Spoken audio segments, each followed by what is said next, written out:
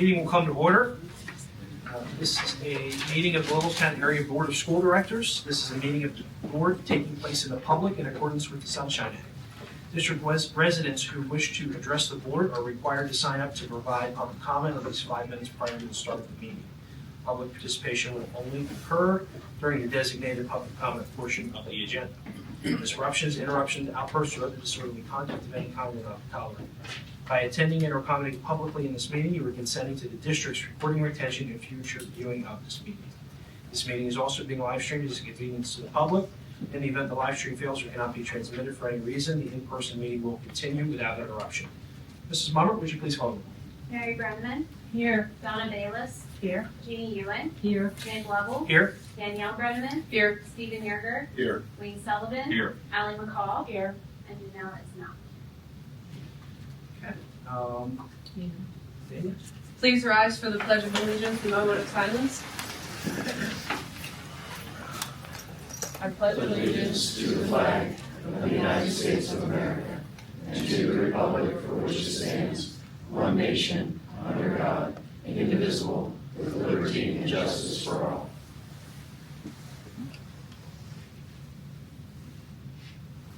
Thank you.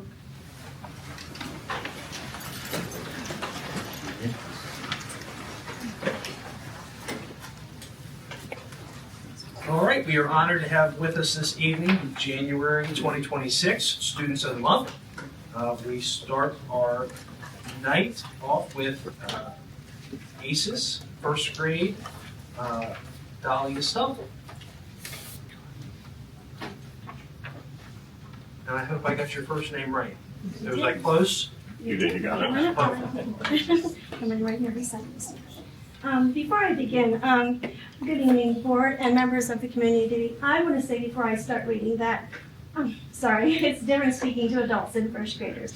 I have presented before, but I do want to say that I have to say with greatest honor that I have never presented a child or a student before that I am so proud of. This student is an impeccable student. I'm so very proud of her and very, very proud to represent her and to present her to you tonight. She is amazing and stands for everything that Littlestown wants to see in a student. Academically, the way she behaves in the classroom, everything about her is what we want to see in a student. So when I speak about her tonight, know that this is what we want to be and be proud of. With all my heart, I am saying that. I want you to know that from before I even begin. I'm very proud of her. Okay, now the nerves. It is an honor to present Dahlia as a first grade student of the month. Dahlia is the daughter of Ryan and Amanda Stump. She has 3 sisters, Hunter, Emily, and Jacqueline, who are also students at the Littlestown Area School District. Outside of school, with her family, Dahlia likes to play outside and take shopping trips. She also enjoys doing crafts and loves painting. She has shared stories of summer projects, including the stepping stones that she and her sisters did recently. She is always talking about each thing that she did with joy in her heart and a passion for what she is creating. This bright young girl is polite, respectful, creative, helpful, and very hardworking student. When Dahlia first came into my classroom, she was very quiet. She would come in and get right to work every morning, way before the bell would ring. It took a while for her to begin to open up a little bit. Then she began to share, especially when we both found that we had a love for art. I had a drawing book in the closet, so one day I gave it to her to draw to see what she would do. The drawings began, and they have not stopped. Her drawings are creative and beautifully detailed. She has an incredible talent that I would love to see her to continue to cultivate as she learns and grows. She told me she loves to draw birds and recently showed me a picture of a girl that she has drawn. Her drawings are absolutely amazing. In school, her favorite subject is art, and when she grows up, she would like to be a teacher. Dahlia is a student that I can turn to at any point in the day and know that she is setting the example as the role model in my classroom for her peers. She does it with a smile and a humble heart. She is always kind to everyone and very helpful to others. This young student is an excellent reader and all-around academic achiever. At the beginning of the year, she began by sitting at my reading table. and she told me that she was reading a book at home. I don't remember the title of the book, but I recognized it, and I remember that it was really a bit hard for her, and I thought there's no way she's reading that book. But she began to read, and at that point I realized, oh my goodness, this child can read that book. And I knew that it was way above her. I had my doubts, but she began to read, and she read very well. So we built up from there, and at this point, my friend, she is reading at and comprehending above a third grade level, all around. I nominated Dahlia for this award because of the amazing things I saw in the classroom. In all my years of teaching, she is by far the best role model of what a student representing all of the pilot character traits in the ACES programs is. She consciously strives to do her best, and every time I look at her, look her way during the day, she is always on task no matter what may be happening around her. We may exchange a smile, and sometimes we have a joke we have between us, don't we, Dahlia? A secret joke, right? And then we carry on with our day. Congratulations, Dahlia, on Student of the Month, and I look forward to a year of learning and growing together. I'm very proud of all that you do.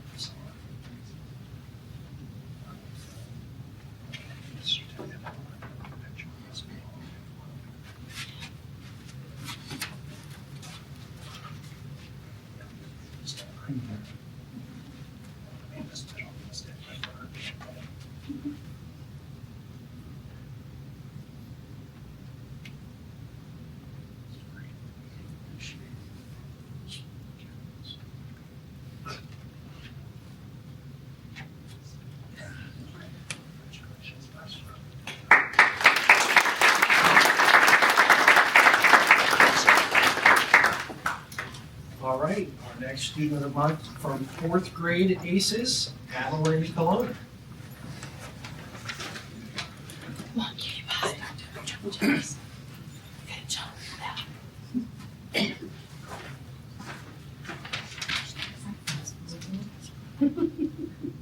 Good evening. So the 4th grade team is very excited to present Adeline Collins as Student of the Month for Alder Creek.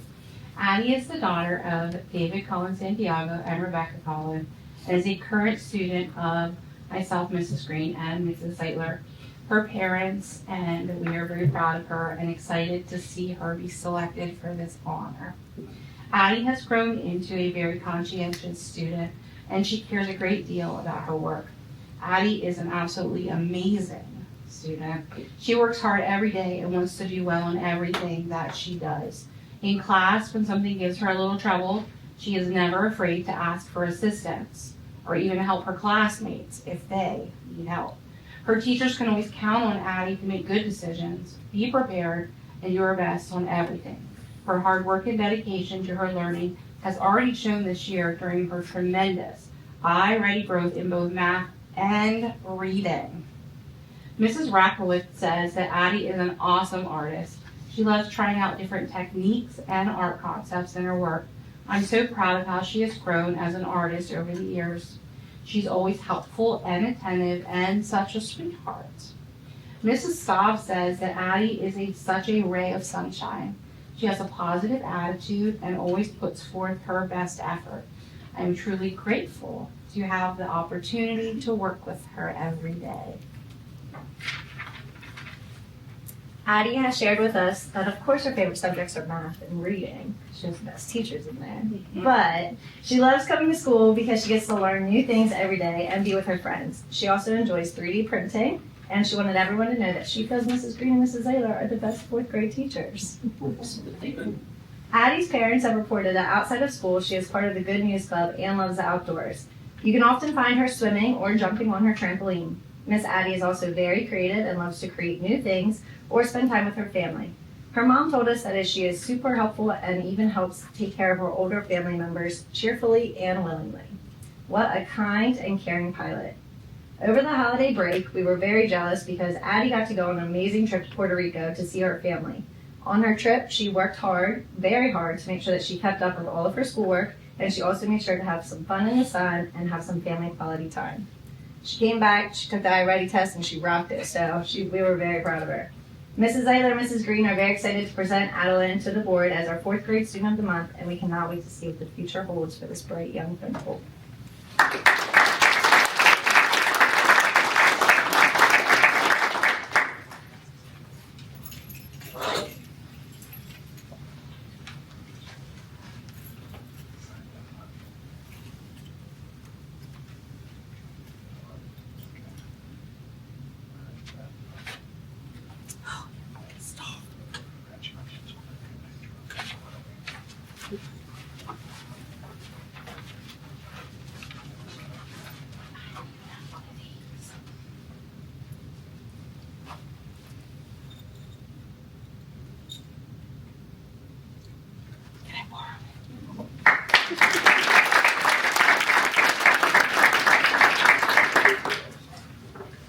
All right, now transitioning over to middle school, we have Jackson Bell, presented by a former teacher of mine, Mrs. Trout.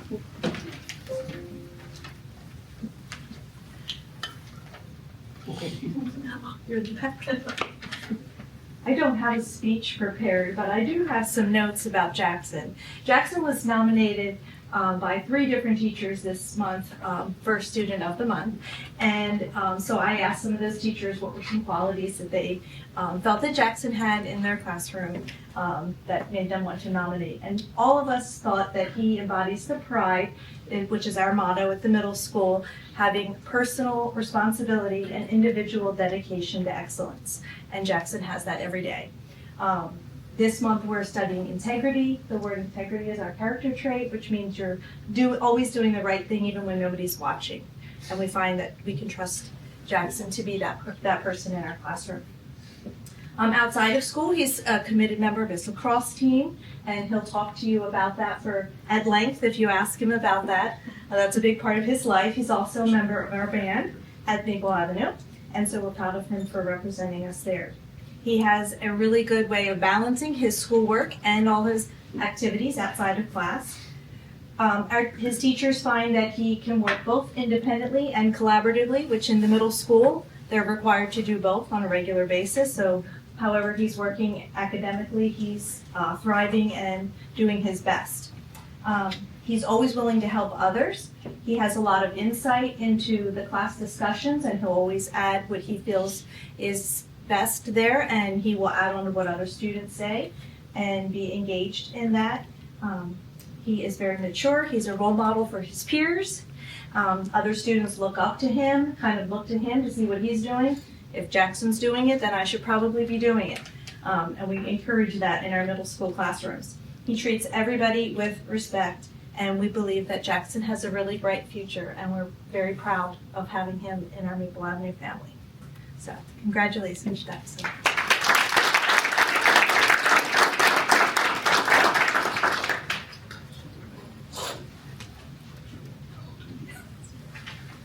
All right, Jackson.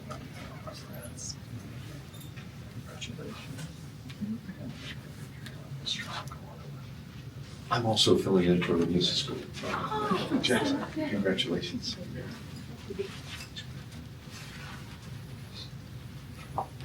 I'm gonna be that guy, sorry. Oh, okay. Hang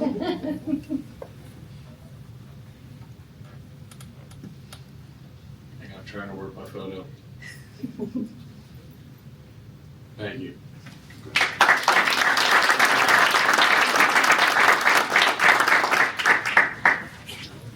All right, Dr. Barker is up to present our high school students. So I have with us Mrs. Amanda Crew from our counseling department. She's gonna help out. You're gonna have to start letting me know when you, I try. resign.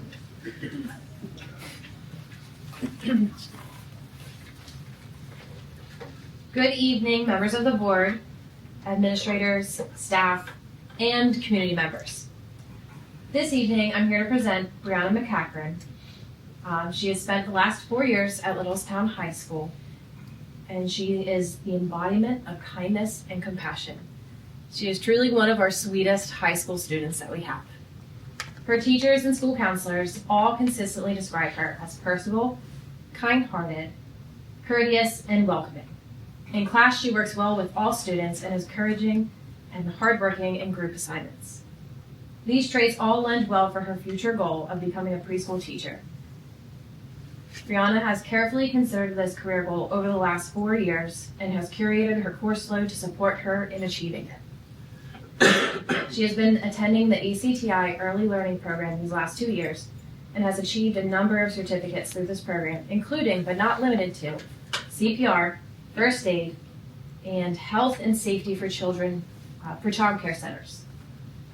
Brianna has achieved all of these things through hard work, dedication, and unwavering perseverance. She has overcome many challenges to get where she is today. Her grit and determination, in combination with her kindness and optimism, will lead her to success in her future. Congratulations, Bri.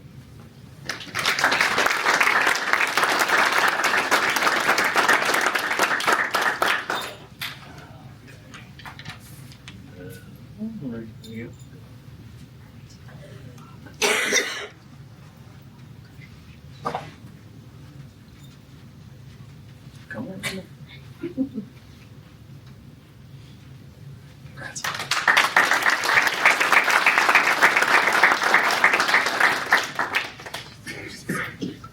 I'll also be presenting for our second student of the month at the high school, and that is for Mr. Xavier Stonecipher.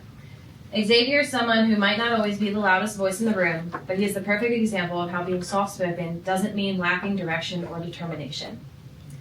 Xavier has clear goals, a strong work ethic, and a quiet confidence that speaks volumes once you get to know him. He joined our district back in 7th grade, and like many new students, he needed to adjust. He needed to find his footing in Littlestown. And once he was in the high school, he truly began to challenge himself. And one of his biggest steps that he took was attending ACTI for diesel mechanics. This was a decision that helped him solidify his career goal of becoming an automotive mechanic. Through this program, he's not only gained valuable hands-on experience, but also a clear vision of what his future holds. Xavier has already earned his forklift certification, which is no small accomplishment, and speaks volumes to his responsibility, focus, and readiness for the workforce. With graduation coming up this year, Xavier is preparing to take the next steps towards his career goal, and he's doing so with purpose and maturity.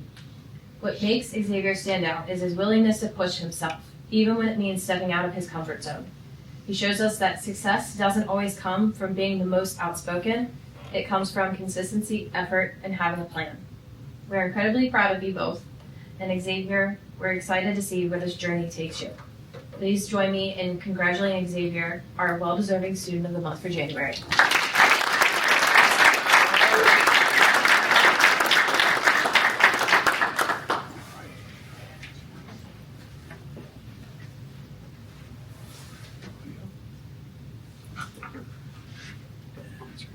Congrats.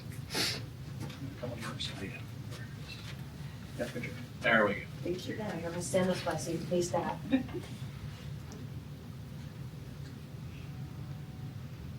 Great job, bud.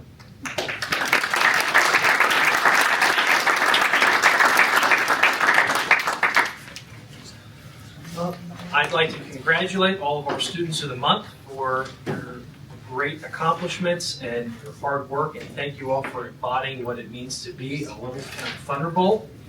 Thank you so much for all you're doing, and keep up the hard work as you continue and finish strong through the rest of the academic year. I'd also like to thank all of our teachers and staff members who attended tonight and come every month to showcase our student success. So thank you all. At this time, the students of the month will go out and take a picture with Mr. Moran in the lobby for the district website and social media. But thank you all for attending. You're welcome to stay for the business of the meeting, but I'm sure that most of you will not want to do so. Thank you. Thank you.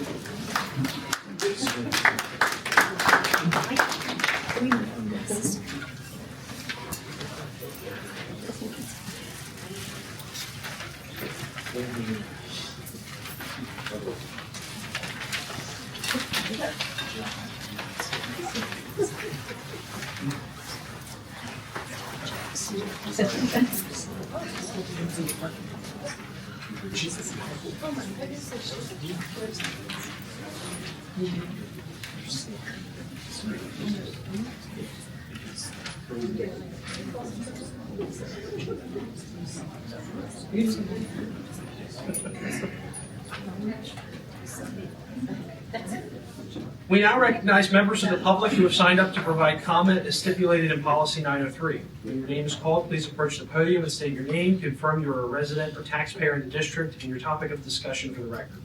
Public comment is limited to matters of district business only. Comments that are not relevant to district business that is or may be before the board will be suspended. All statements shall be directed to the presiding officer, not to individual board members or administrators, and comments will be limited to 5 minutes or less. Privilege to speak may be interrupted, revoked, or a recess of the meeting may be called by the chair if the speaker fails to adhere to board policy or does not observe reasonable decorum and orderly conduct. Thank you. And our only speaker tonight is Chris Humphrey. Good evening. My name is Chris Pumphrey. Again, I'm a resident, district taxpayer, and parent in the district. So tonight I'm here to talk about the district's attendance policy and specifically how it handles illness-related absences and the incentives that policy creates for both parents and students. So, and I want to be clear up front, this isn't about staff or administration. My concerns with the policy itself and how it's designed. So the core issue that I'm raising is that the current policy creates thresholds that lead to bad incentives, wasted medical resources, and increased illness exposure while failing to hold the right people accountable for the behavior that causes actual outbreaks. So to explain what I mean, I want to summarize the policy. Alloway Creek Elementary, according to the student handbook, parents can excuse absences for illnesses, but there are thresholds that trigger medical documentation. So if the student is absent for 3 or more consecutive days due to an illness or accident, doctor's note is required for that to be considered excused. So, and there's also a cumulative rule. So once a student has accumulated 10 total absences throughout the year, every absence after that requires medical documentation or licensed medical excuse. So, and just to be clear, those aren't 10 days in a row, that can be spread off across an entire year, 180 days. So the thresholds are not neutral and they actively shape behavior. So they push families into medical offices for routine illnesses that do not require medical care. And they shift responsibility away from parental judgment and replace it with administrative verification. They remove discretion from the schools by tying decisions to rigid numerical metrics, basically. And it creates a system where the families who keep sick children home are the ones burdened with extra procedures, while parents who consistently send sick children in school face no accountability. So, in practice, most childhood illnesses are viral. So anybody who's a parent has experienced this. You take your kid to the pediatrician, and they tell you to rest, fluids, stay home.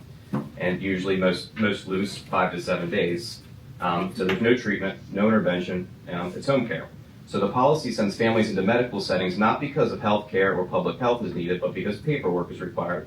It wastes medical resources, it wastes family time, and it exposes and increases exposure in waiting rooms. And it does nothing to reduce illness transmission inside schools. So, and at the same time, the policy puts schools in a difficult position. So staff lack the clear authority or discretion to identify sick children or send them home. And then there's also liability concerns where, reluctance to confront parents. So symptomatic children remain in classrooms and outbreaks continue. So meanwhile, parents who treat school as childcare and send sick children face no meaningful consequences, while the parents who keep their children home are the ones dealing with documentation, appointments, and additional exposure. So the system ends up doing 3 things at once. It penalizes responsible behavior, tolerates irresponsible behavior, and it uses medical systems to enforce administrative rules.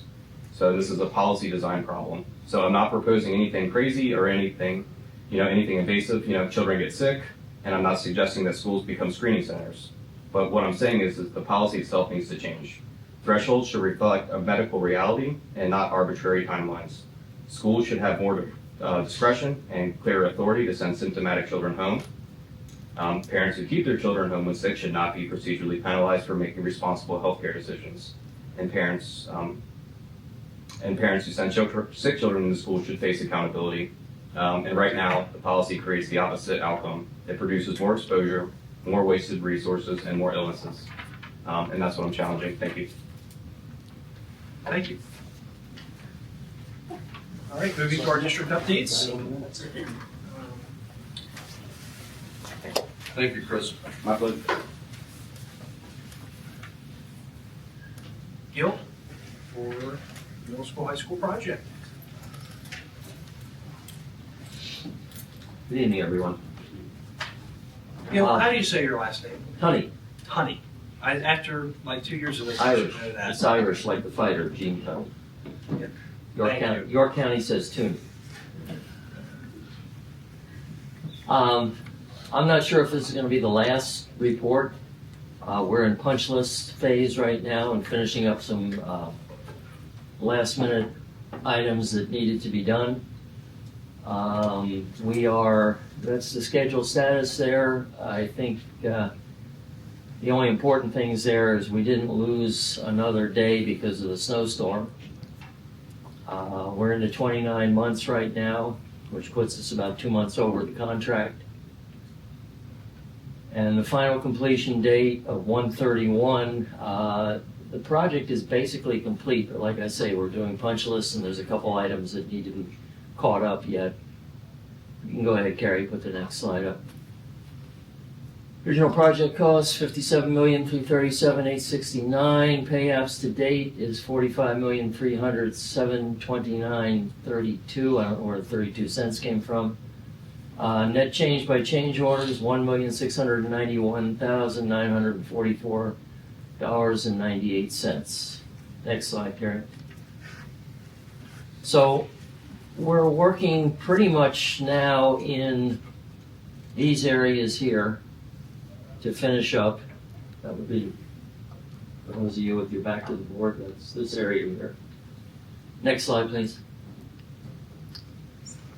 So the contractor's working on the punch list. Final walkthrough is scheduled for February the 16th.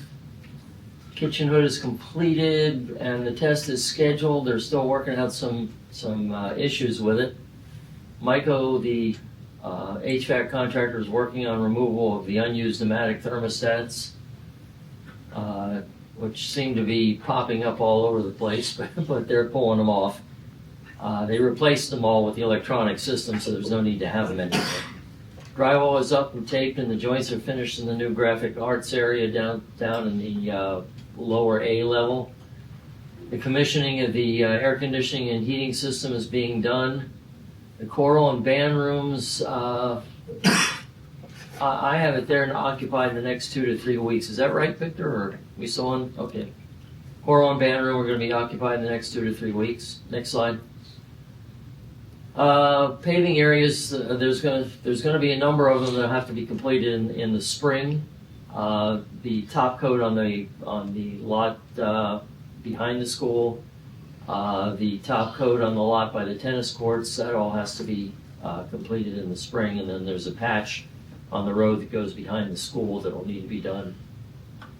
The final completion of the retention pond, that will also be in spring of 2026. That has to be converted to an actual retention pond. And that's all part of the state regulations on how you do those ponds. And the card readers have to go in for the elevators yet. They're still working some details out on that. The elevator company is. When I put this together, I didn't want to go through and just take a whole bunch of pictures of stuff that you've all seen before, so I tried to put kind of a before and after. That's the front entrance in 2023, right after we started the project. Next one. That's the front entrance as of January 29th, right after the snowstorm this year. Next slide, Carrie. That's the front parking area back in October of 2023. Go ahead, Carrie. And that's the front parking area as of November of last year, when they first completed it. Go ahead. That was the excavation for the new building, the what we call the building C. That was back in October. Next slide. And that was when we started the foundation and the major foundation wall in the back there, the vertical concrete wall. Next slide, please. And that's what it looks like today. You can see this is the new building here, and then down in the low part in the front is the multi-purpose room over here. This is the main entrance for the gym lobby, and this is all the teaching building, building C. Next slide, please. That is the second floor of Building C when they first laid the steel down prior to paving it in the classroom area, or prior to pouring concrete, I should say. Next slide. And that's a shot down that same thing in November when we finished up Building C just prior to occupying it. Next slide, please. It's one of the classrooms in E-wing when they tore it apart. Next slide, please. And that's a classroom in E-wing recently, January. Next slide, please. That is the kitchen area. The kitchen went in this area here at the top where you can see this retaining wood here. Next slide, please. That's the loading dock and new kitchen after the kitchen was put up back in August. Next slide, please. And that's what it looks like pretty much now. It hasn't changed that much since October. Next slide, please. That is the end of the 100 hall or the E-wing. Next slide, please. And that's with the new canopy, new doors, and the new windows in there. Next slide, please. That is the multi-purpose room. Not multi-purpose room, the learning commons area. Next slide, please. That's a shot into that same area right now in the exterior. Next slide, please. And that's it. Like I say, we're about done. I don't know if all you all have any questions or. Okay, board member, seek recognition for a question.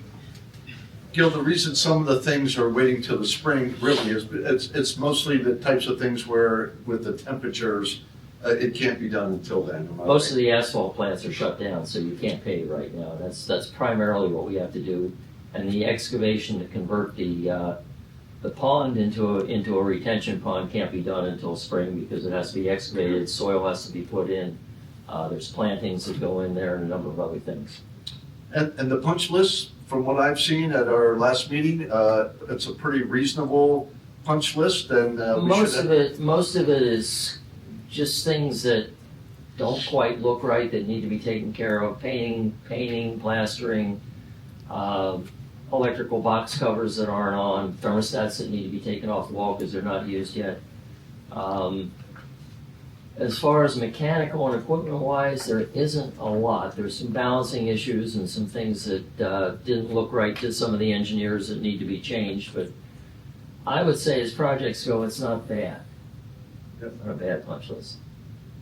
I've been a part of several projects, and I would just say I've been, as I shared with the board before, the coordination involved and the interdependence that the contractors have on one another it's just amazing how it all comes together. And on behalf of the board, the Littlestown community, I thank Gil and Victor for the job that you have done to ensure that we're getting a really nice quality project in the end. Thank you. You're welcome. I feel you're getting a pretty good project as far as that goes, and it's been a pleasure working here. I've worked in some construction projects, as I'm sure you have, Dr. Moyer, where the job conferences are more like boxing matches than they are job conferences. So this has been good.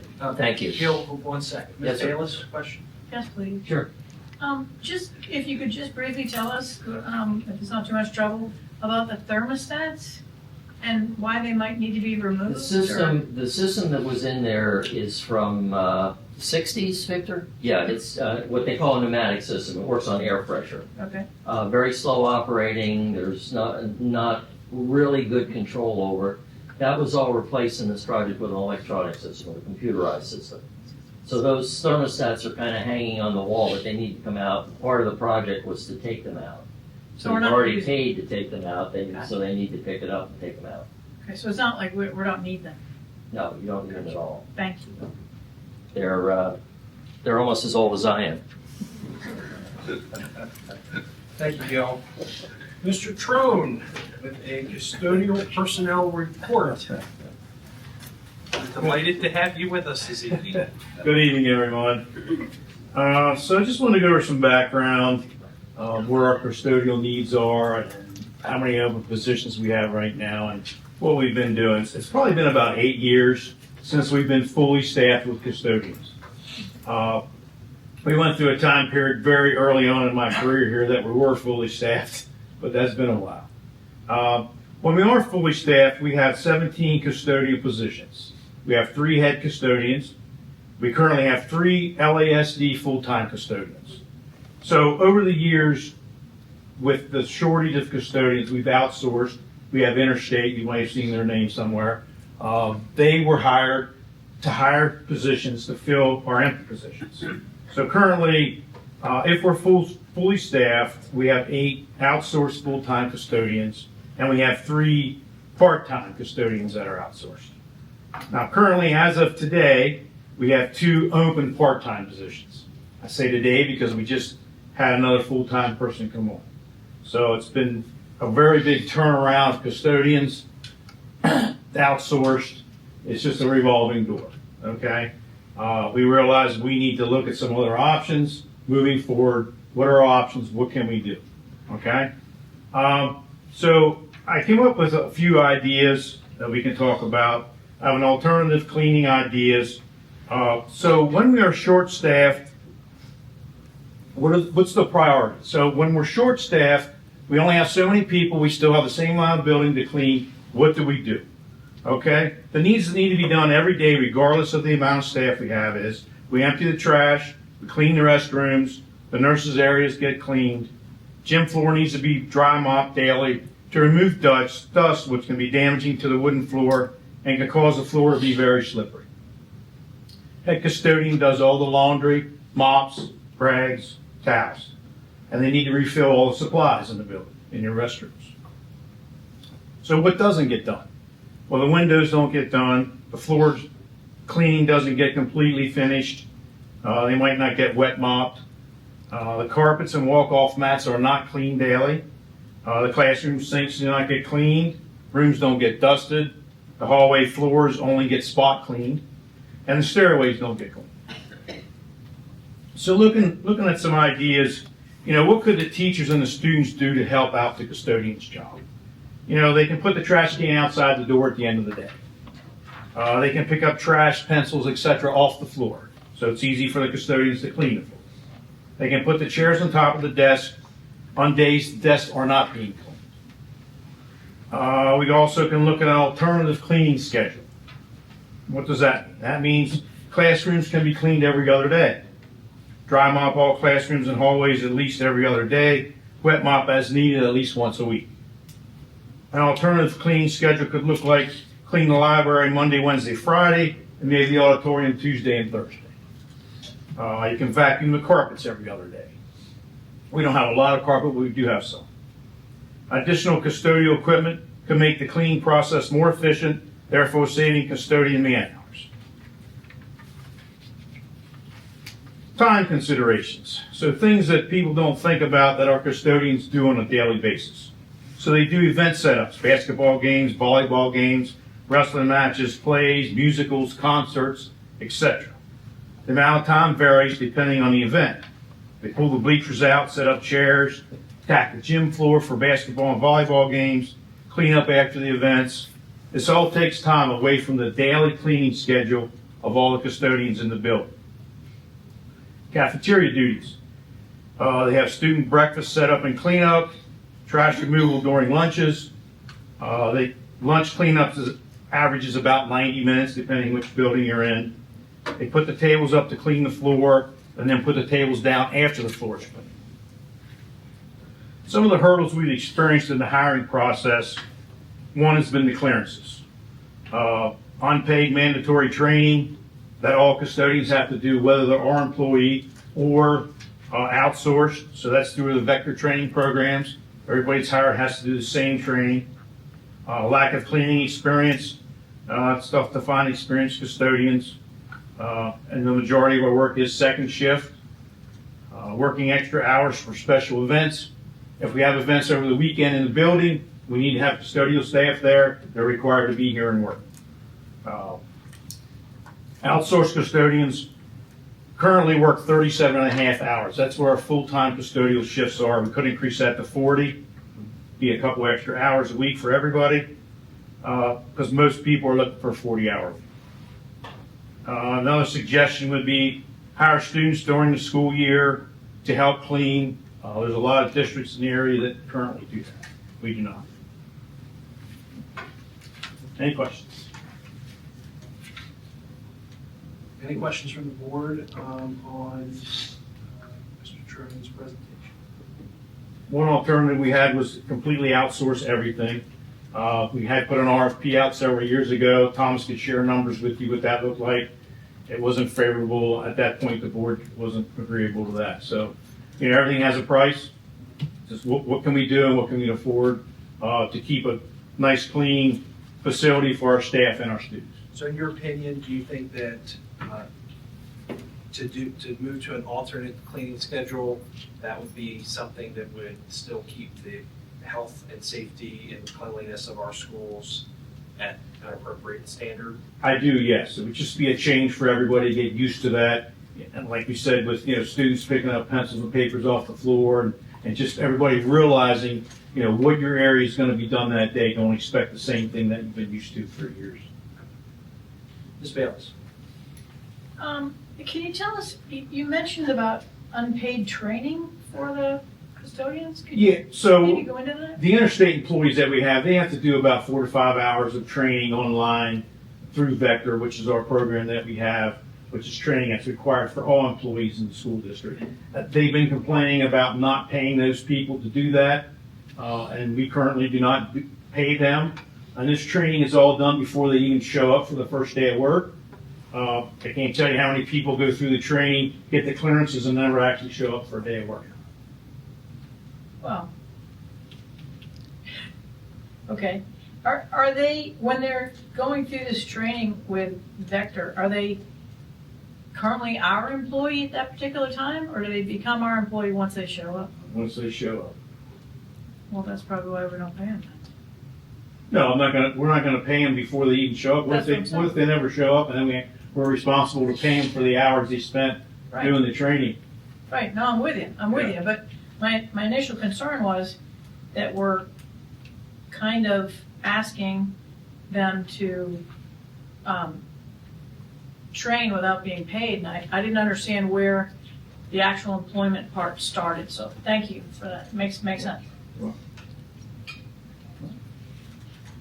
Any other questions? Anybody else? Thanks so much for being here. I assume that this will be kicked back to FP&S to discuss any further if necessary. The next time, yes. Yep. Thank you. Thank you.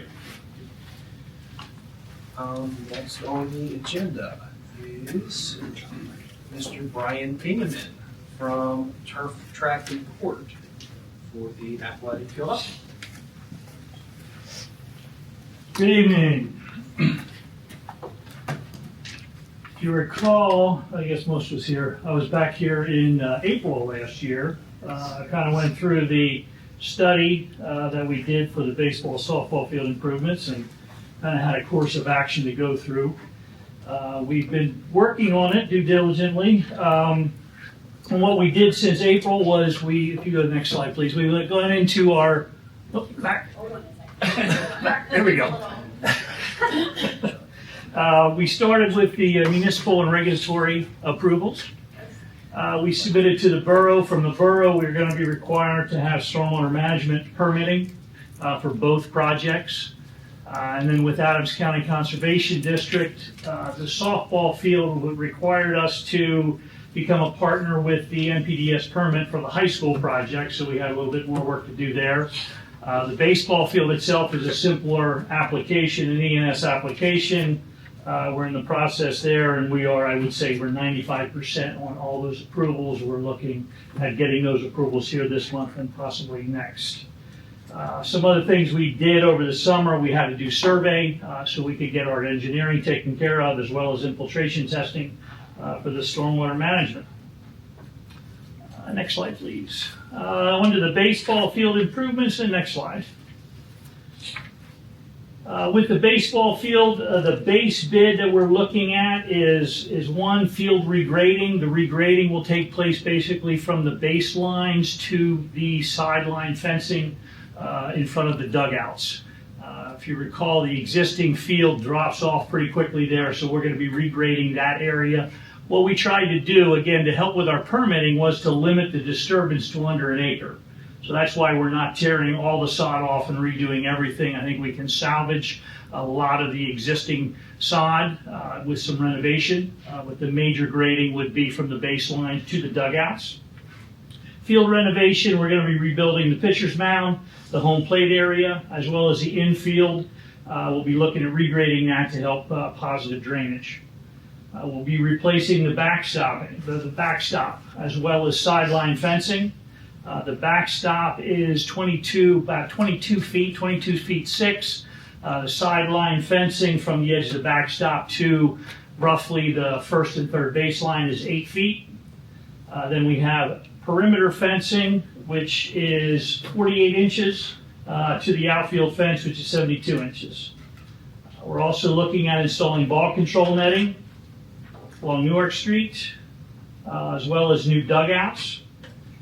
Accessibility paving, basically connecting the parking lot there to the south, the existing parking lot, to the stadium concession, and then on to the backstop.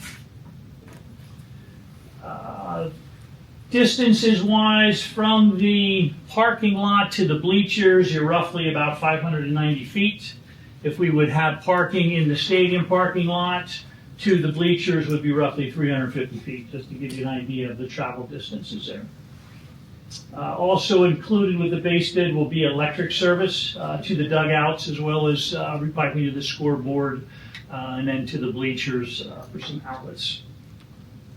Alternative adds, we are going to look at warning track for the outfield fence and the sideline fences. It's 10 feet along the outfield fence, 5 feet on the sideline fencing, and bleachers.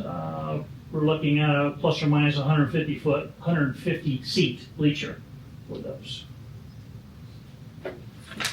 And next slide, please. Some little softball improvements. Base bid will be existing field demolition.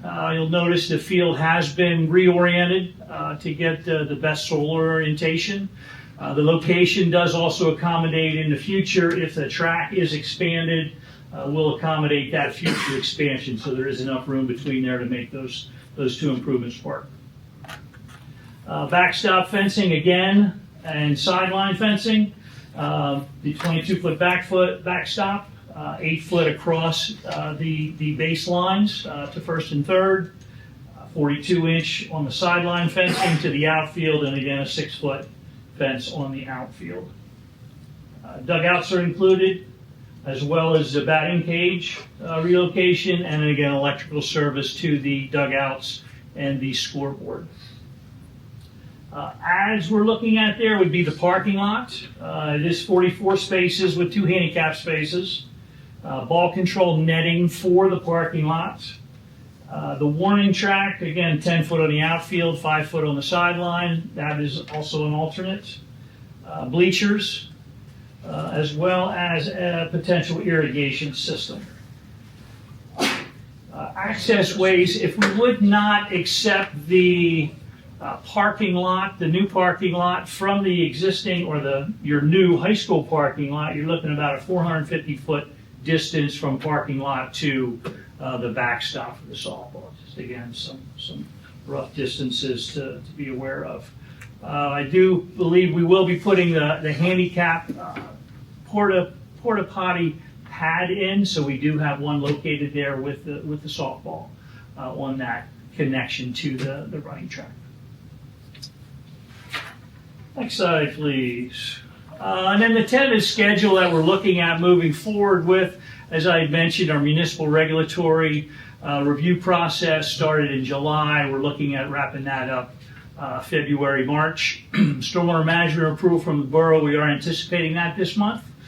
The construction document preparation is basically the conversion of the stormwater permitting plans to construction documents that can be publicly bid. That will take place this month as well. We're also looking for NPDES permit approval either February or March We did get a review from the Conservation District, so we are comfortable that any changes that would be needed in the future would be minimal and not really affect the bids. So we're comfortable in the approval of those plans. Tentatively looking at advertising for public bidding, February 13, 16, and 20. Pre-bid meeting, February 26, and receiving bids March 5th. That's kind of an aggressive to bid schedule. We do have, next slide please. We were looking at bringing it before the board in April, so we do have some room there in March if we need to push that due date back a little bit, so have some flexibility there. Again, looking at the board review, April 7, 13, and 20. If the project would be approved to move forward, we'd be preparing contracts in April and May, with notice to proceed probably in the middle of May. Looking at submittals, equipment material submittals in May, with construction beginning May, June after your spring sports seasons are completed, and then a substantial completion September 15. That's a quick overview. One other thing I did want to mention with the electrical component of the project, it will be a dual prime. We'll have a general construction as well as an electrical construction for the bids, so there will be 2 prime bids on that. That's everything I had. If there's any questions, happy to. Any questions from the board? Just want Sure. just want to clarify what Brian presented there is if the board is agreeable, we will have authorization to advertise next Monday, and then Brian and Victor and I will work out all the documentation to advertise. So that's advertised to be accepted of bids in April. So if there's no questions on that, we can have that on for next month or next week for voting. Brian, when you say we're kind of in an aggressive mode for this, are you concerned that because of how quick we'd like to get this moving, that might limit some of the groups that would bid on the project? Just the bid period, from advertisement to bid, Right. bids due date. We have about a 3-week period there. If you ask for 3, or you put 3 out, a contract will ask for 4. You put 4 out, they'll ask for 5. So 3 is a little aggressive, but I think, again, we have some time in the month of March to push that if we need to. And then once we get quotes, the alternates that we have up there, like the warning track on the fields, the parking areas, and so on, we will get some numbers on that as part of the bidding process. Yes, right? Absolutely. When the bids come in, we will put together a bid tabulation, have all your base bids from all the contractors, and then all line items for alternate bids, so the board gets to pick and choose, what makes sense to meet the budget. Thank you. Any other questions from the board? Thank you very much for being here this evening. Thank you. Next up is our athletics update from Mr. Alasakis.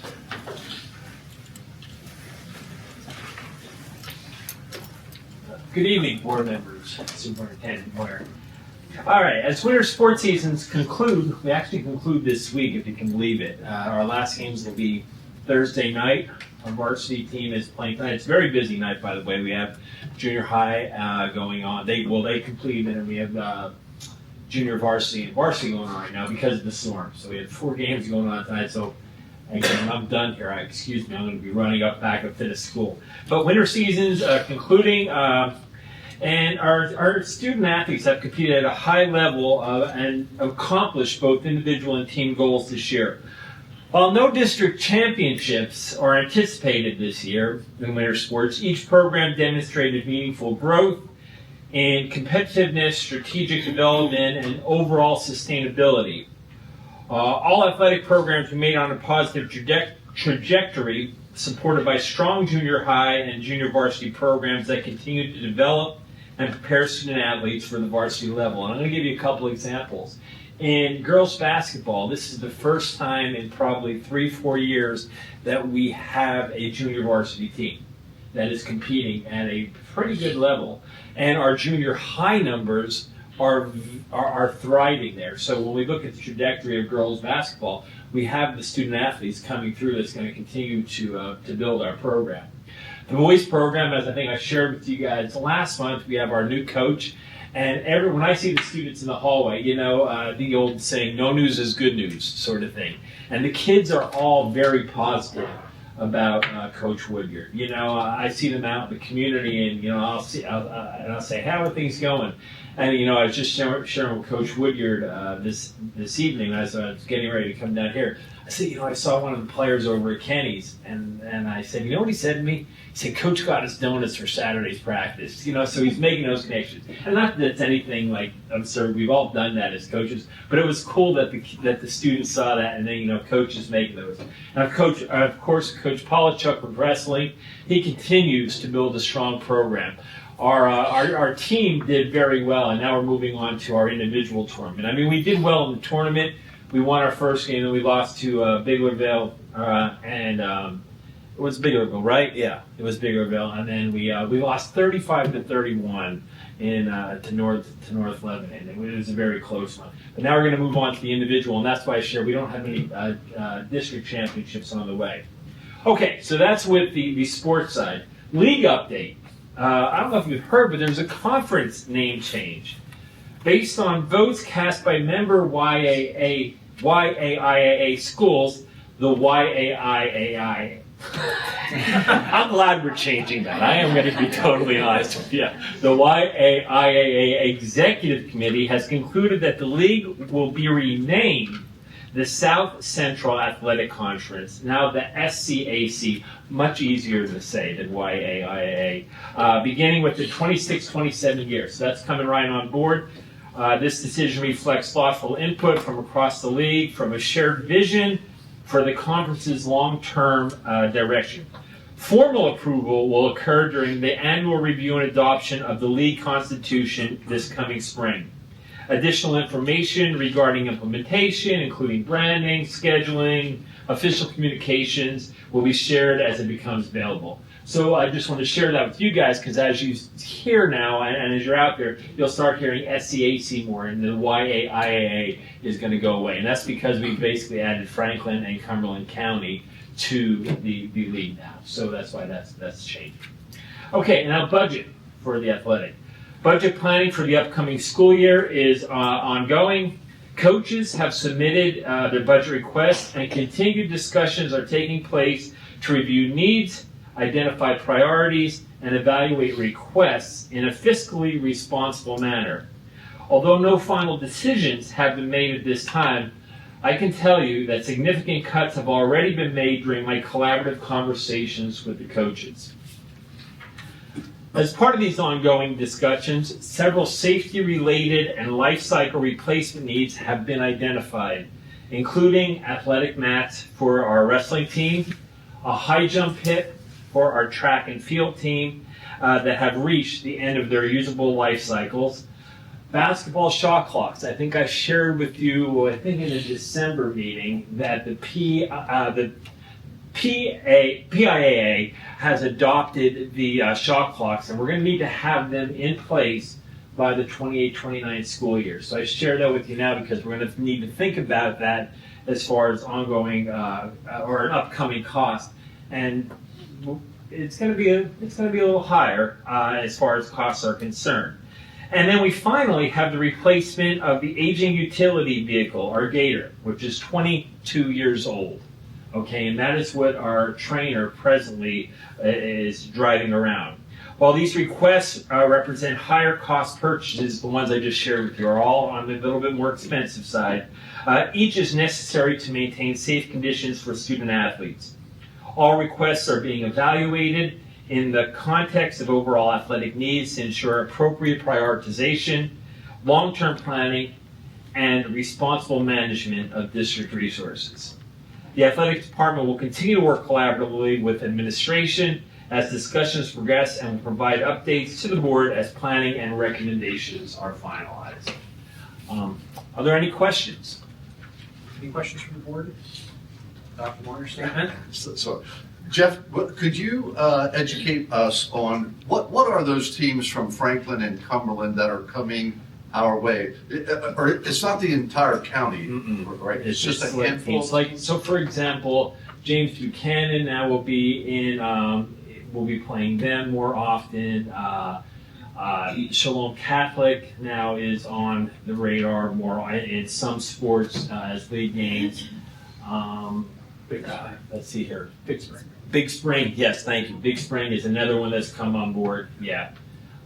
So that will increase some of our travel time, Yeah. with, especially Big Spring, James Yes. Buchanan, and Yes, so on. yes, definitely. I do want to say a big thank you on behalf of Judy and myself, and also Dr. Becker for vetting with the coaches through the budgeting process and so on. I've seen what you've been doing firsthand, and we appreciate you making some of those hard decisions before they come to our level.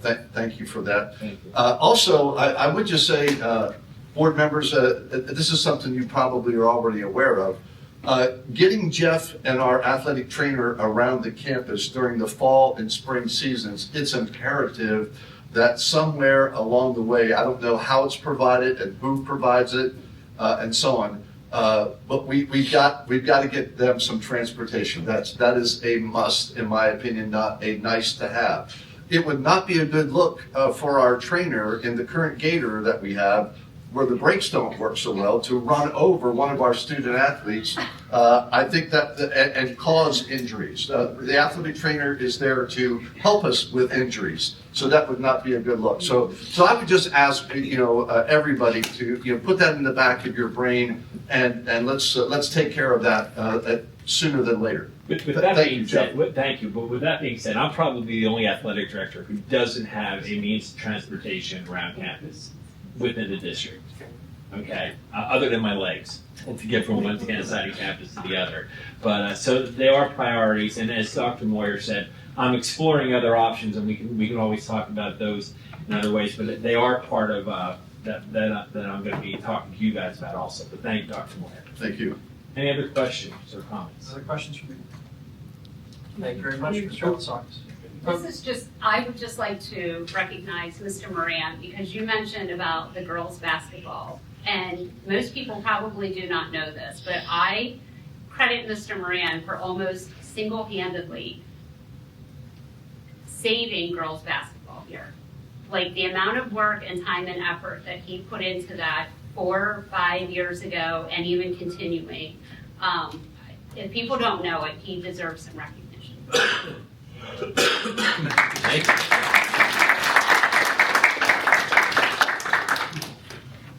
Thank you, Mr. Olsakis.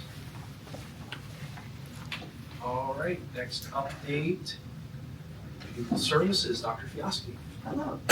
So, as Toxicon Phil predicts 6 more weeks of winter, I want to share with you, I want to make you aware of some stats, just so I don't want to keep you in the shadows. So I have 2 things to share with you.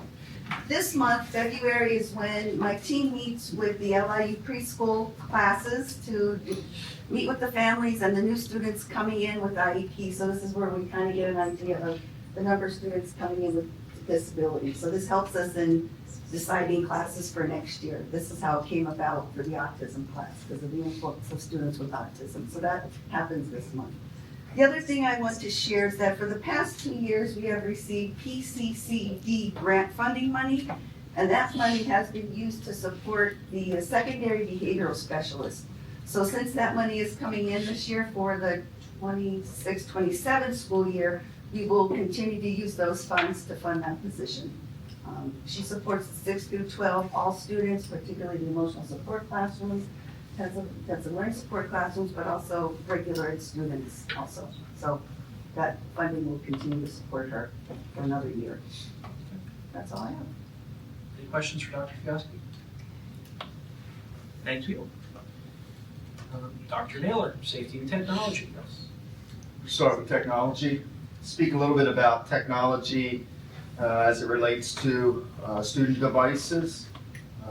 From a secondary standpoint, we have incorporated within the tech budget a student device cycle that we will work towards, and we have traditionally worked to support the approval of those devices in March, at the March board meeting.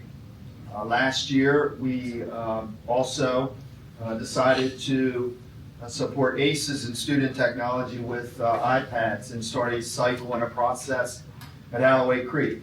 And so if you were here last year, remember we began the process in kindergarten and third grade for this school year. We utilized funds out of tech reserve. So we will be coming back to that from a purchasing standpoint here in the next month. So I wanted to obviously begin that conversation with the board so they have an understanding as to the process and what we are asking from a technology department, which is a little bit ahead of the budget process with regards to some of these purchases so that we can have the devices on hand to begin the work to deploy those devices in June and have them ready to go in the classroom as well as distributed to the 6th graders and 10th graders from a secondary standpoint. Also on this month's board agenda is a technology coach position. That is not a new position. That is not an increase to the budget. I believe 2 board meetings ago we had a staff member resign, and this is a replacement for that position. Also, John's been working with our local first responders and Alpha Fire Department. We're looking to schedule another day for Chief Myers and his team to come into the high school so that they can look at logistics with regards to their equipment and access. You know that obviously looking at that building, very long building with limited access points, they want to do another walkthrough with regards to their equipment and how they might serve and support safety in the building in an emergency situation. So we're looking at potential dates upcoming in March as well as April to work with Alpha Fire Department and Chief Myers' team. That concludes my report. Thank you, Dr. Naylor. Any questions from the board? Okay. Dr. Berryman, curriculum update, and we're going to do it in reverse order, starting with Mrs. Becker.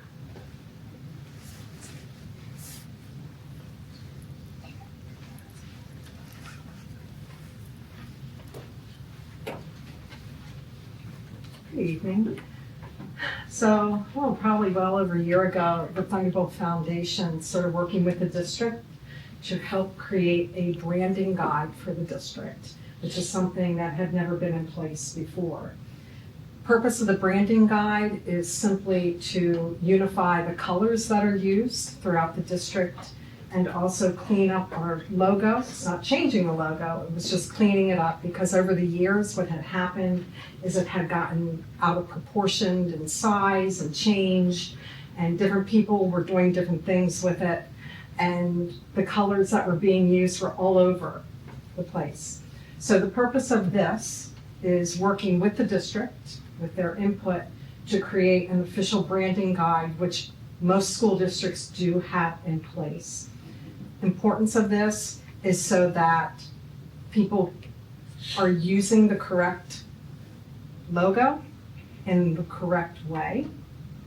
And the next step after this is approved would also be getting it copyrighted for the district so that we don't have an issue such as what had occurred in Gettysburg with somebody trying to take their logo and use it for their own personal use and wanting to charge the district to use that logo.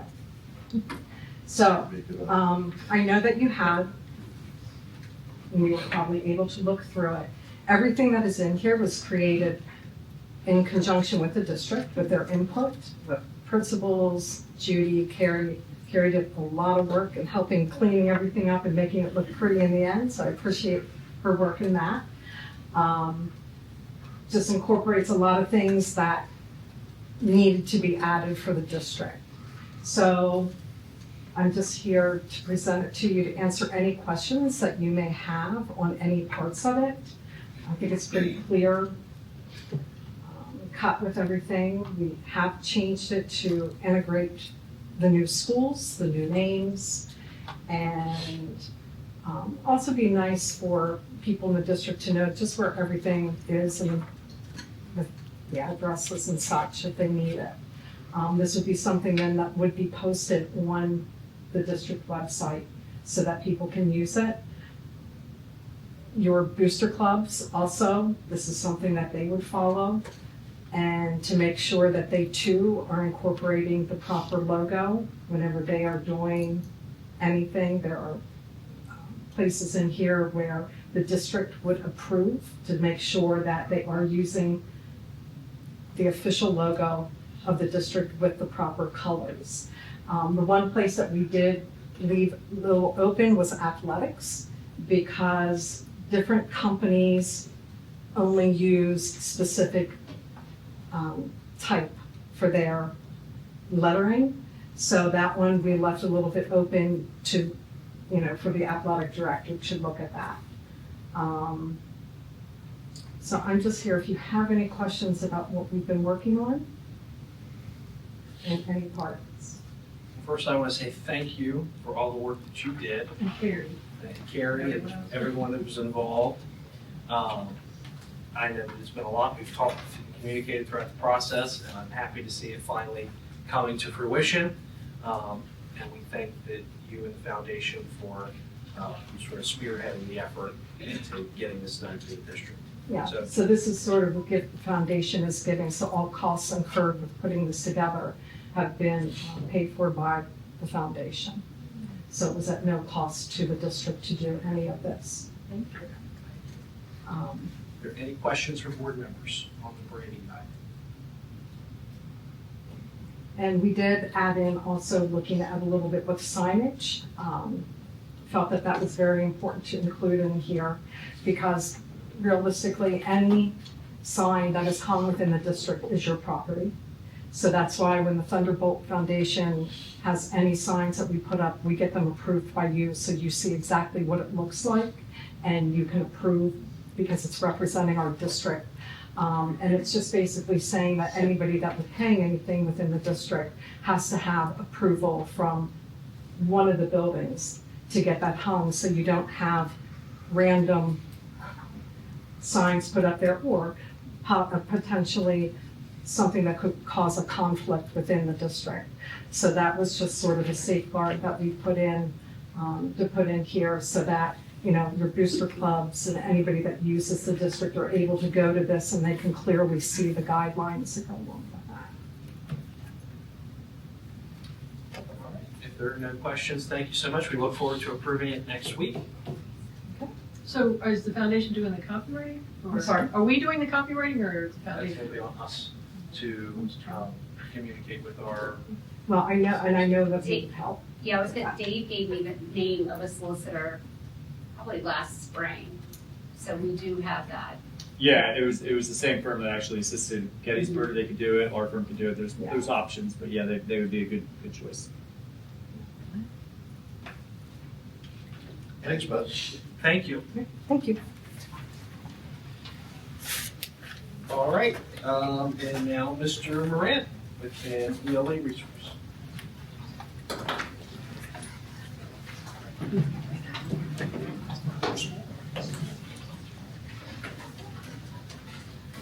So you should be getting a handout coming around to you. Very similar to what you would have seen in December when we came to you for the science pilot. We tried to follow the same format for the ELA. So what we're asking tonight, I'll just make sure everybody has it first. So, Mr. Moran, what we're going to ask for tonight after we go through this is to pilot two different resources at the elementary school, K to 5.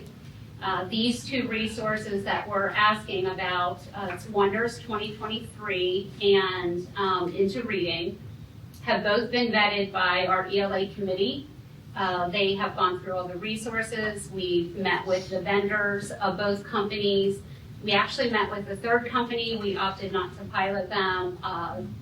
The teachers going through it, we went to see it at a school district. It was a little too teacher heavy. Didn't feel like the kids were getting enough of student-centered work in that, so we opted not to bring that one to you.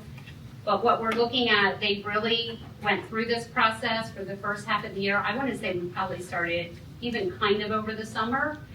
One of the other things we took a look at is when the state finally put out the approved list on PDE for Act 135 with the structured literacy vetted resources. Both of those resources that we're asking about this evening are on that approved list. And just as a reminder, we would like to do the pilot this year so we can get our teachers trained over the summer or right at the beginning of the school year for implementation. We are required by law to have something in place before the 27-28 school year. What we didn't want to do is wait until next year and not find a resource that we like or not have the planning done for it and then get ourselves into a time crunch. The other thing I will also say is in working with this committee and talking with our elementary teachers, and I don't know if Mr. Moran was going to say this, they are very eager to get a core curricular resource. So they're excited to be piloting.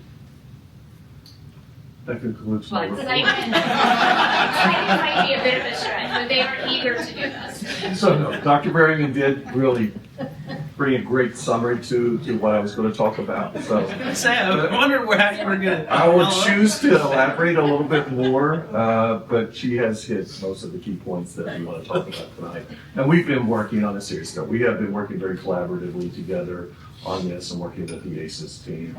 One of the things I just want to remind you is as I enter, this is my third year down at ACES, and as I started down there a couple years ago, one of the major tasks that I'd shared with the board before is their ability to audit their resources and really get an understanding for me, particularly coming from the secondary level of the high school team, coming down, really just getting that feel of what we have down there, what's available to us, how well are we doing with those things, and where our shortcomings are at, but also where our strengths are at. So that's really where my focus has been over the first few years. So tonight, really, we're just focusing on the next step from my perspective, which is now looking to find an ELA primary resource that will allow us to continue to move that building forward, work with our students and our staff. As Dr. Berryman alluded to, our committee's been outstanding. It's been a pleasure to work with them. I know most of them are probably listening here tonight. We've had a representation on the committee of teachers K to 5. We have our building coach on the committee on the ELA side, our interventionist that works with our ELA side, as well as administration. And that really gives a strong presence to that group because it does really represent the voice of everyone in the building. That was important to me when we formulated the committee. Really, our prep work started, as alluded, really spring last year, heading into the summer, when we started to identify that this is a direction that we're going to go, and we need to start to begin that early preparation for that. That work has sort of carried us into the fall here, so again, really a core belief that we have is to find a resource that supports the pillars of reading. And really, the phonemic awareness, phonics, fluency, vocabulary, and comprehension are key to what we're looking for in a primary resource. The committee did have an opportunity to hear 3 different presentations. We did elect to not go with one to move forward in our process, but the 2 that we're speaking about tonight, we were excited about what we heard. There was some intriguing pieces to that. And if you remember when I talked a little bit to you with the mystery science component, we want to explore more. There's some things there that we believe we want to learn more about, get an opportunity to see whether or not it's the right fit for us at Elwood Creek. Both of these programs are research and evidence-based, so there's not a question of the validity of that has been done, it has been performed. It does meet the criteria that the state is setting forth for us. It's comprehensive literacy. It really differentiates in its instructional practices in support of many different learners, of students. The texts are of high quality, so again, it meets that expectation that we set to have the challenge of rigor and academic focus that we want for our students. Obviously, data is an extremely important component and piece too when you're looking for a resource. So again, that is a component of both of the programs here that we're referencing.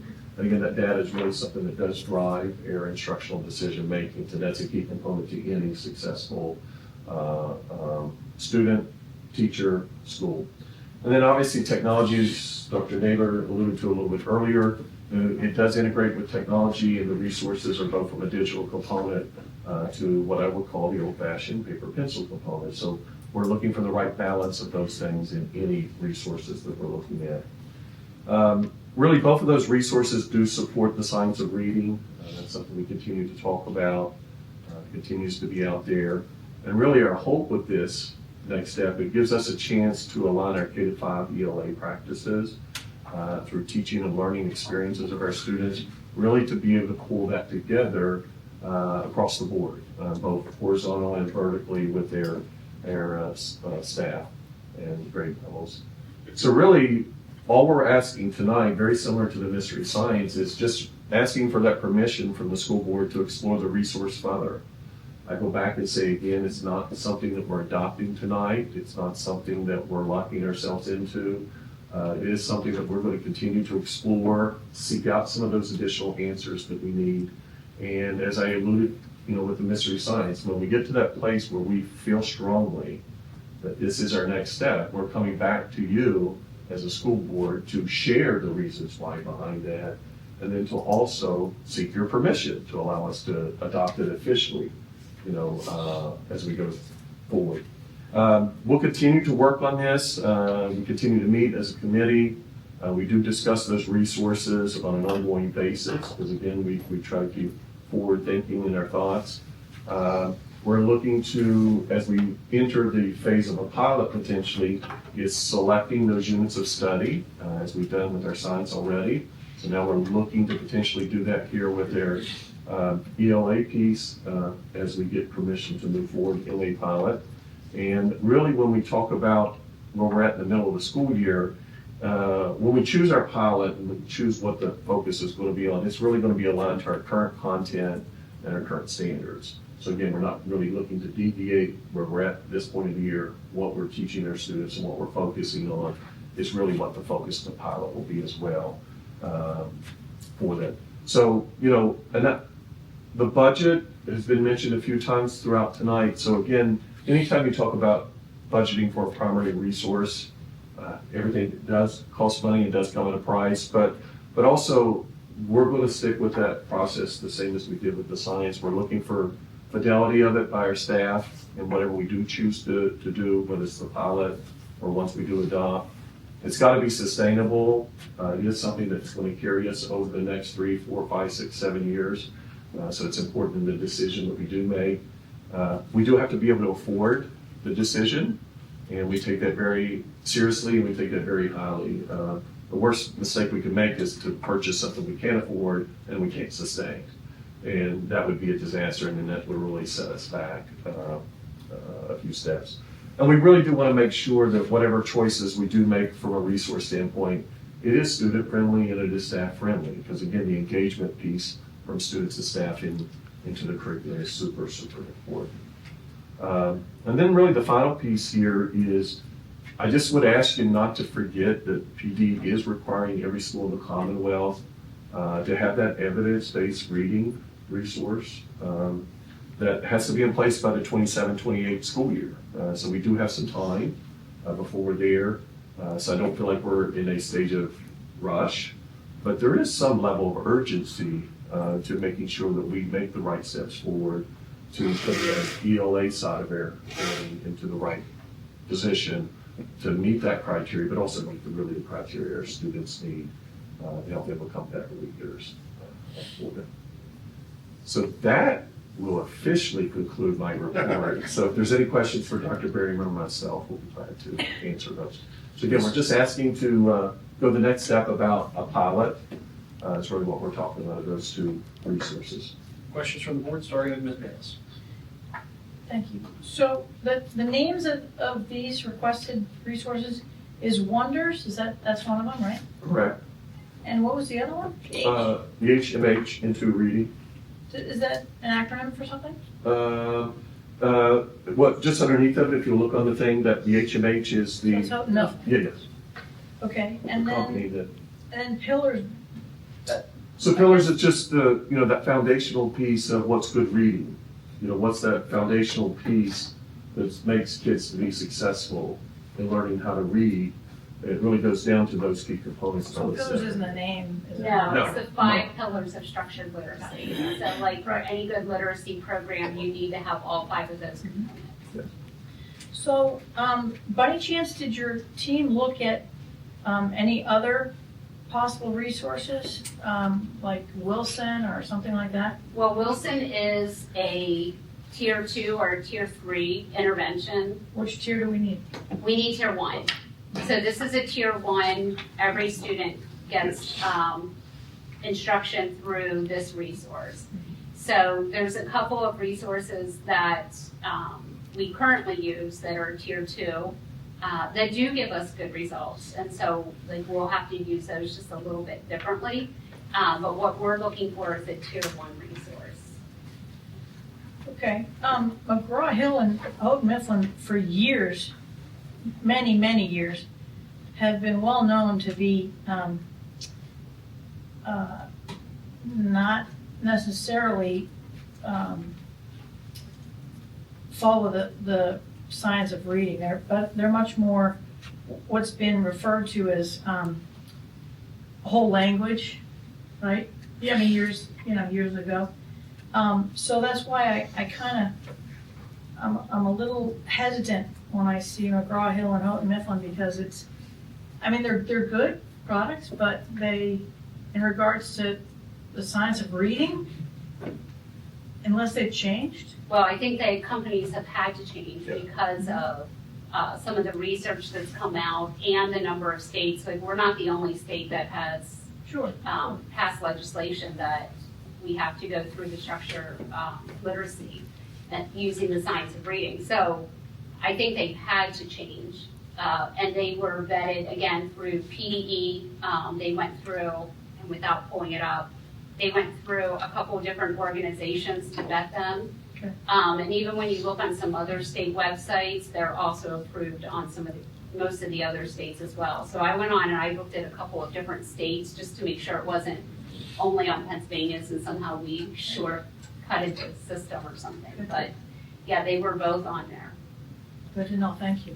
And just add to that. But that is a good point, because people have also, yes, and we're trying to get away from just the whole language. Well, the whole language is great for some kids, but it doesn't work for all kids. Right. And that's probably why reading took such a huge plummet, and the science of reading actually started their whole trend. I was just to say the other thing, just to add to that, the 2 particular resources that we brought forward tonight are clearly aligned to the expectation of the standards that Visiting is asking us to do. That's part of that vetting process that some different organizations have done. PD does not endorse that this is the preferred, but they provide a list of vetted resources that do meet the criteria that's expected for us, and this is 2 of them. So, Thank you. Any other questions from the board? All right, thank you, Mr. Moran. Thank you, Dr. Barron. Next, we have our finance and operations update from Mr. Shoemaker. But first, I want to thank Mr. Shoemaker and your staff.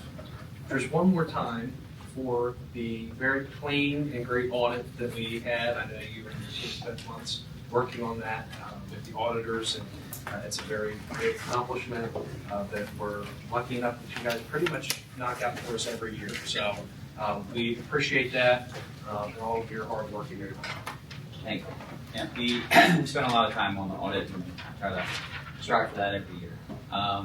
So as been mentioned by several others, we are in the midst of budget season, so that has been accumulating most of my time now and most of my focus. So Dr. Moore and Dr. Barron and I have started the first round of what I call budget meetings. We met with several departments last week, and we will continue that this week. We'll wrap up the meetings hopefully sometime next week to round out all the meetings initial for the first budget. I'll compile those and then we'll meet as a team of 3 and look at those As mentioned by Jeff tonight, some of the requests, we'll put all those in, we'll read those, and the ones that make it through that will then come potentially to the board. So we'll have that as a next review. If there are questions or concerns, we'll go back and do second meetings. Our team has been thorough enough, we really haven't had to have those many in the past, but they're always on their radar that we might have to have follow-up meetings. So I'll compile all that, and then the expectation is to have that in front of the Finance Committee meeting on April 7th, to do a complete review of that, and then proceed through the budget process, presentations and proposed budget from there. Any questions for Mr. Schovick? All right, well, last but certainly not least, tonight we have a special acting superintendent report for our work session. Thank you, Mr. President. Just a couple of items here. Our students, 41 of our students that are involved in our band program were selected for county band, which is fantastic for the size school that we are. But special note here, Lily O'Neill, an 8th grader, tenor recorder, and Morgan Adams, alto sax, had the honor of doing solos at the county program. And my understanding is they did a fantastic job. Speaking of fantastic jobs, I want to commend Dr. Becker, even though he left the room here, hopefully just temporarily, I think, and Melanie Meekin at the high school for the job that they do with the Bolts Bulletin. The February edition just came out. It's got a lot of really good information in there if you care to check it out. But at one of our recent meetings, I don't recall if it was the last one or the one before that, there was a discussion here or someone was talking about bullying across the district. And let me just be the first one to say, on behalf of the district here, any organization where you have this many students in one place that are being taught, I would never ever say that there is zero bullying going on across the district. But I would say this, if our leadership team, any members of our staff, not just the leadership team, well, teachers are leaders too, but teachers, paraprofessionals, any of our administrators, if we are aware of a situation, it is being dealt with. That I can tell you 100%. We can't read minds, so I would just encourage if anyone has a situation like that, that they really do need to come to an adult in the district and let us deal with that. Don't take matters into your own hands. But a really good article on the bullying prevention process as part of that district newsletter for February. It was really well done, and I commend Nate and Melanie for the job that they do with that. Also, several of the board members on occasion have asked for some information on our solicitor invoices, and sometimes you have taken time of your own personal time to come in and review those invoices and so on. In an effort to make that more consistent and to help you out a little bit in that regard, we're going to make it a little more convenient. Starting this month, at our second full meeting, our regular meeting, is that what we call it? Right. We will, Tom and I will make sure that we have those invoices available to you starting at 5:15 p.m. on that second full meeting of the month. That way, it'll be convenient. You're coming in anyway. You don't have to make a special trip or anything like that. And you're welcome as a group or individually, depending on who shows up and who's interested in it, to review those. And we think if we do that on a monthly, regular basis, that will streamline that whole process for us. So thank you for your interest in that. And again, that'll be available to you. With that, that concludes my report tonight. Thank you. Thank you. At this time, the board is going to recess for a brief executive session.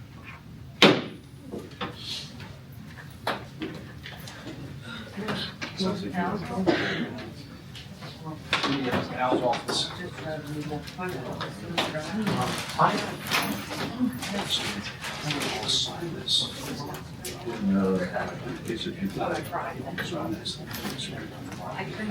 That's helpful. No, I just. You're one of the children.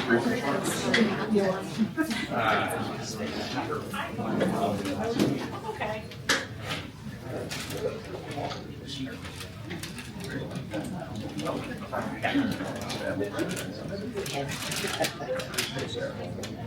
What's to keep you awake?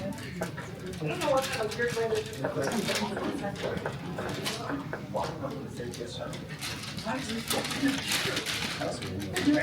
just eat it all.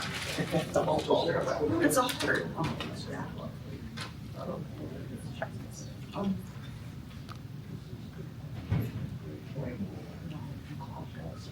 Yes, McCall.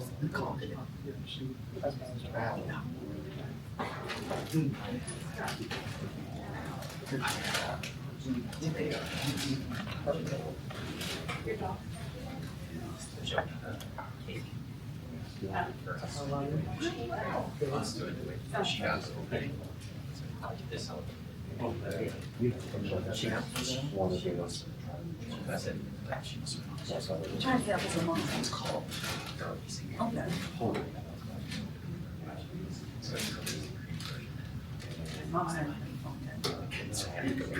This one here. Well, this one, I emailed Nikki, and Nikki told me that. I don't, Ricky just moved in this year. That's why I haven't heard. So. You tell me. How long did you get?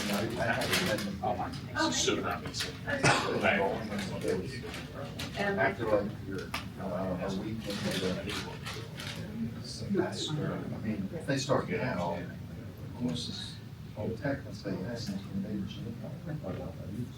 so very hard for you that you're gonna compact that course. She's not. Oh, she does.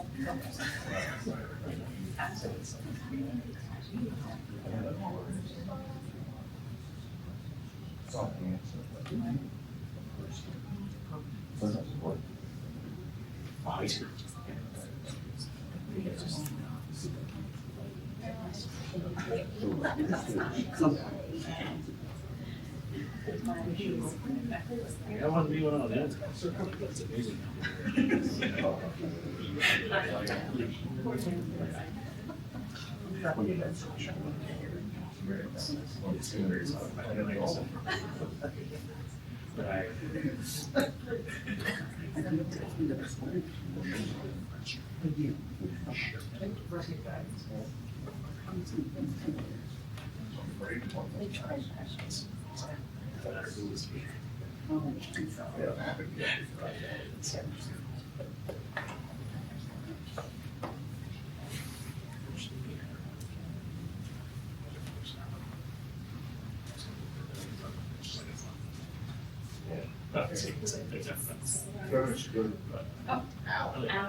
Yeah, thank her.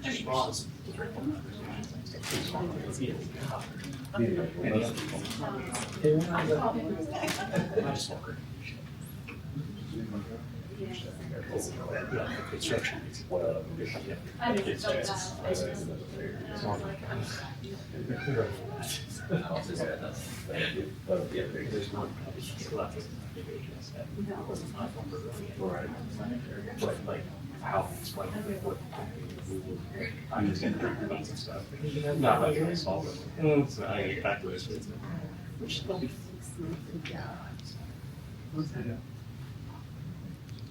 Later. But I wasn't here. It's impossible.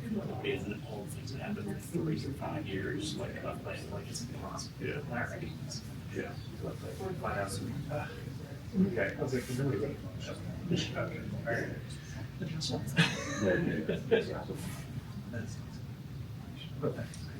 Wait, right.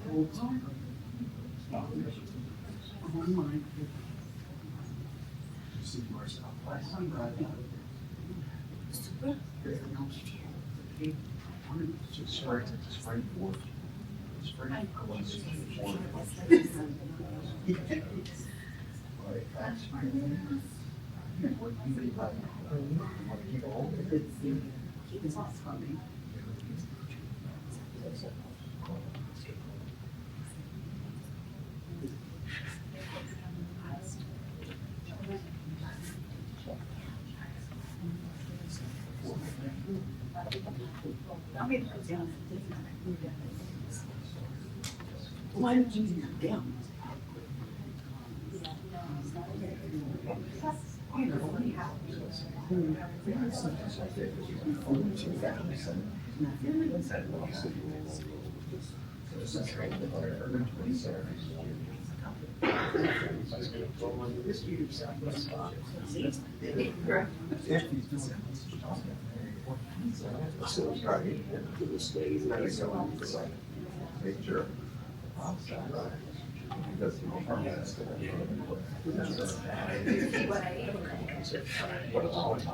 That's all I saw.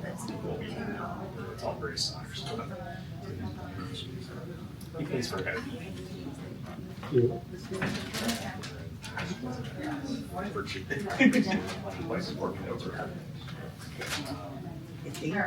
All these reports. I know. You're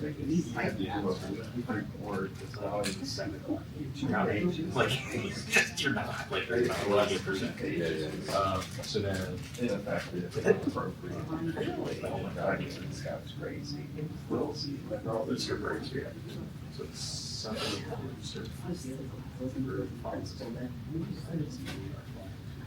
Yeah, part of it was, I think, for history, all because then they didn't have to work with anybody. You would give him all the information, just little things are going out.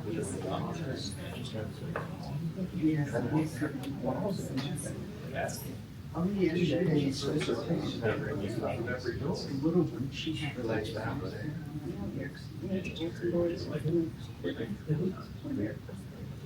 When I was a kid, I was like, sickles. But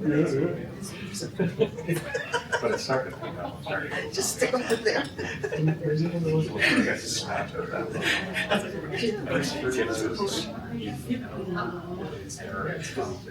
It's close. There's people's pictures. They go around stuff and smell like 2 minutes for practice. I can't have it. Not all I need. What did you do in fact like today or something? Something. Yeah, that was it. The question here, the next year. Not much today, no. That's it. Oh, yeah, it was. ID.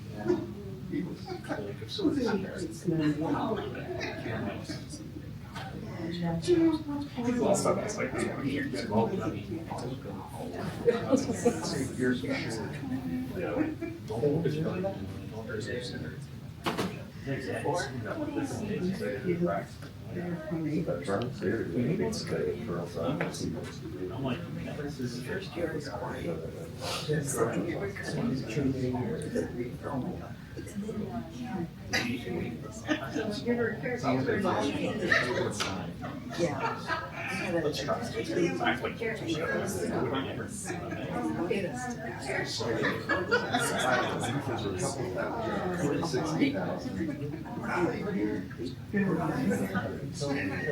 We get it.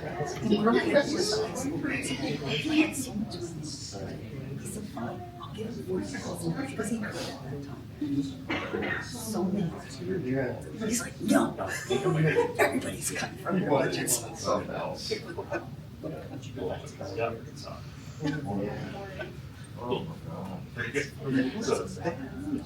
Tumbleweed. Yeah, so each board meeting, like, that's gives reports. He wanted. Yeah.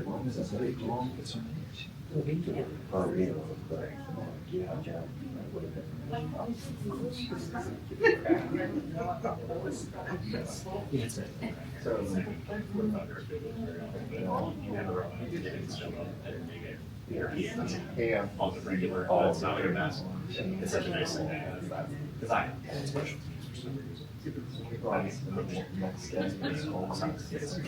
not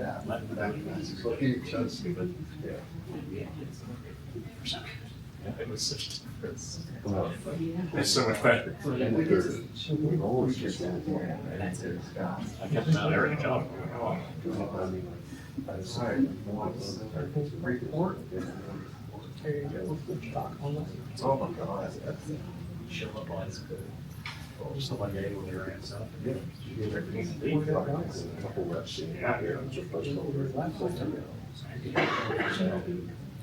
Talked to him, I was like, she's here. It's just, but he was like, yeah, that's my take. So my parents were, we started like, I'm at like 47 hours. I'm tired, John. I was like, dude, we're done. Like, it was like 2 minutes, 5 minutes maybe. I was like, yeah, it's not doing your kids that just telling you all straight, you know what I mean? Straight 30. Like it's like, go back. Pass that.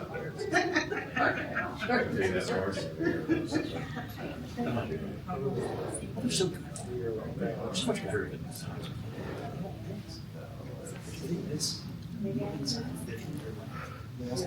That's the thing.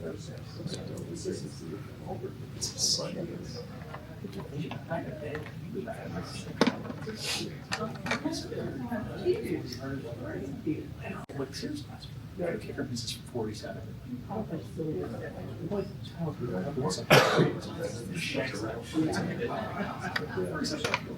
know. And your group is set, and then the whole thing's resting when you're ready to go to class.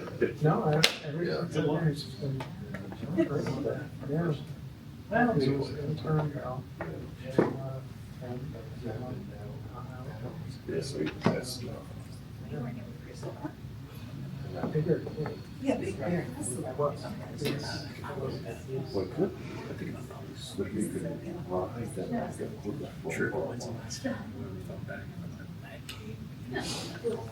yeah. Oh, plenty game. Yeah.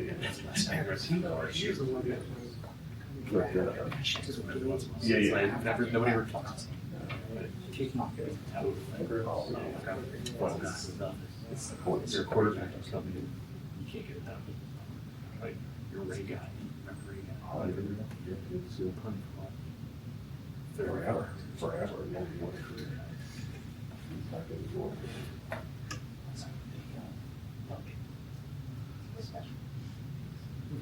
Yeah, that was seated. That was seated. Which school? No. I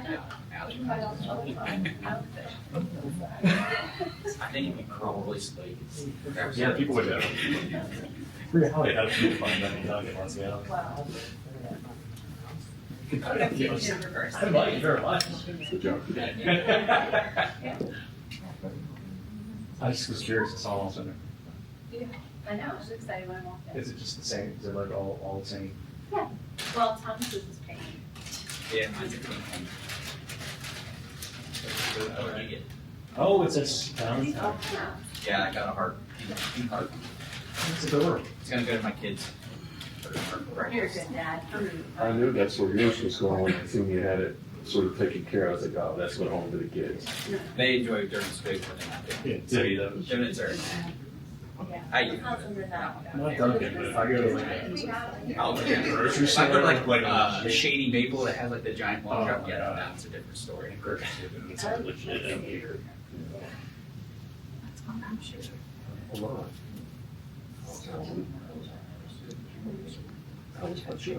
It was good. Was it perfect? Yeah, it's timed well. It's well done.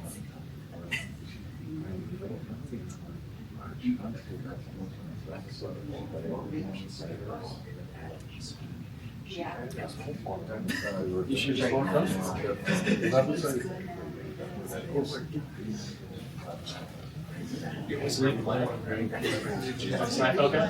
Like, how you go? So you should have, when you got to laugh, it was like, sure. I literally grabbed your stuff. That's it. I was like, you want to know but I didn't want to look at it once I should have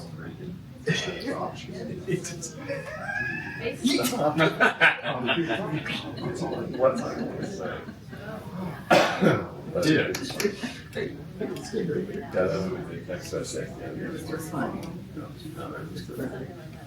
Don't ask good questions. I think she knows some truth.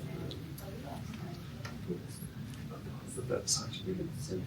She had a good guess. And all those companies have a job.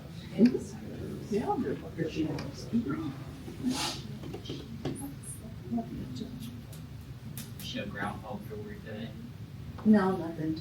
I don't have anything. He saw a shots edition. Yes. Yes, Yeah. it There's no talk about it. I feel like your report should have had something new about this in the did. I shadow. started off with it. Oh, I didn't. Oh, you missed it? I missed that. You missed it. No, I'm serious. Did you hear it? We talk about shadows. Wake up, I'm even sitting here trying to pay attention. So you're not paying attention. Apparently not. Another world. You said what? It's What's working. the Tony? It's a Tony Phil. That's not what I remember. But then I said something about it. I apologize. It's okay. I dropped the ball. Yeah, it's okay. I'll come up with some with the Easter Bunny. I'll do it. Yeah, really? Do the next one.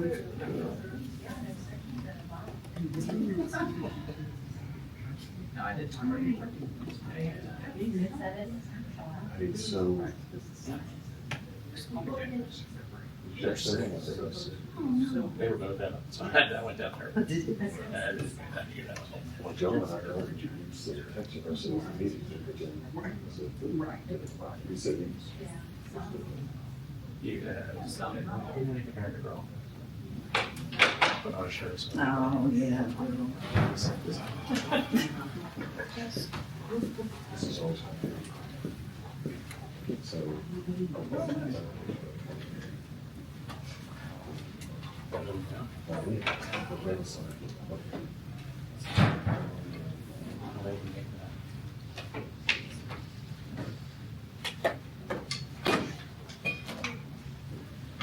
Listen, left is right and right is left. Is that how it So I really have to use my brain power. But up is up and down is down. But up is up and down is down. Yep. That politics. It's like you're. Oh, yeah. They turned it upside down.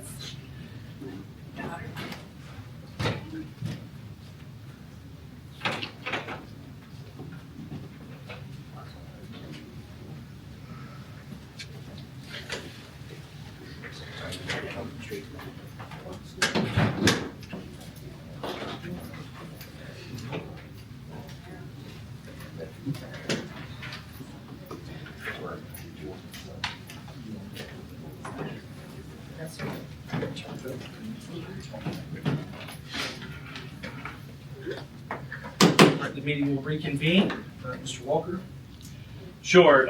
Just for the minutes, the board just met in executive session to receive information. No deliberation occurred. The purpose of this was to meet and discuss the content of solicitor invoices, as well as some questions with respect to compliance with board policy 012 and the board leadership's notification of board members when there's a solicitor contact. We reviewed the content of the invoices, which is privileged. We also reviewed when and how those contacts occurred. I share with the board my opinion on the matter and believe that no policy violation has occurred. We are. Before we start, can you thank Alan for the worksheet? Yes, thank you for the worksheet. Thank you. Allie got us heart-shaped Valentine donut. You ate yours already? Oh, absolutely. Executive session, so You know it. I don't know how long it will last. All right, on to the review of the February 9th, 2026 agenda. Chair recognizes Mr. Yerger to review finance, property, and support. Okay, we have this as a donation.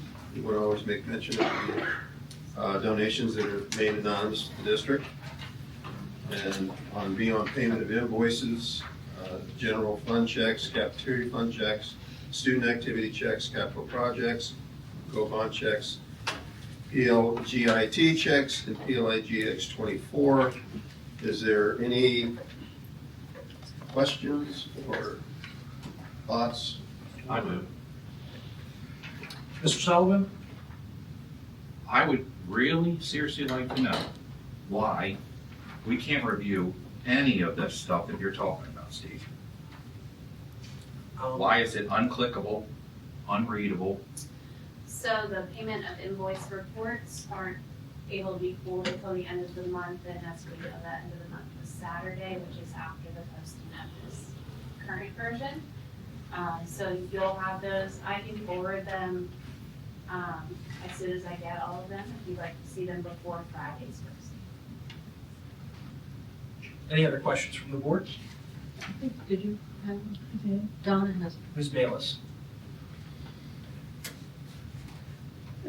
Will we just, I don't know, so I'm just asking, Carrie. Will we be able to see any of the other items as well, like? So the anonymous donation has to have signatures. Dr. Moyer wasn't here on Friday for me to get the signature, so that would be like the same like we usually have. That's fine. For context, that is the month account donation that we get pretty much monthly, so. You've seen that before, and is that everything? I was thinking of the, like the cafeteria fund, student activity, capital project. Yeah, so all those reports are pulled at the end of the month. Okay. Yep, so as soon as I get the completion of those, I can forward them. Yeah, we'll complete those, try to get it tomorrow to send them out to the board. Thank you. Would that also be like, the building, budget reports, general fund budget, et cetera, et cetera? Yep. Okay, Yep, thank all you. items C and D should be, Thank you. can be sent all of them. Thank you.